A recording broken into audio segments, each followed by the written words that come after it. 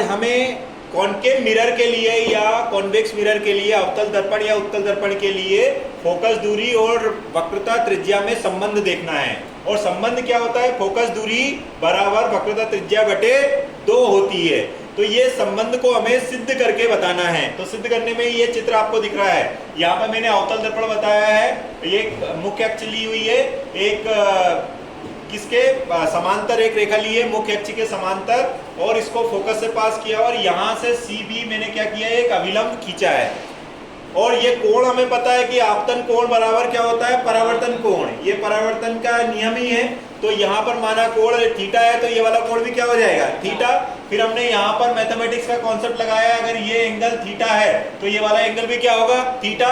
और अगर ये दोनों एंगल को अगर जोड़े, इन दोनों एंगल को जोड़े, तो ये थीटा और थीटा कितना हो जाएगा? 2 थीटा।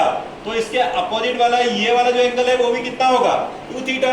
तो ये थीटा और थीटा को जोड़े तो 2 थीटा आया, तो ये वाला कोण भी कितना हो गया? 2 थीटा। अब हमने क्या किया, इनमें समकोण त्रिभुज लगाए, तो इससे पहले हमें अजम्पशंस मानने पड़े। ये अजम्पशंस है बेटा।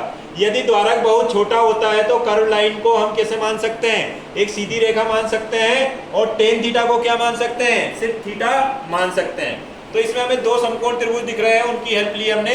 एक समकोण त्रिभुज हमने ये वाला समकोण त्रिभुज लिया है, जिसमें tan थीटा बराबर आपको पता है P/B होता है, और इसमें हमने देखा तो ये PB/PC आ रहा है, और PB ये वाली साइड है जो हमारे पास नहीं है, और PC की वैल्यू हमारे पास -r है, तो ये -r लिख दिया।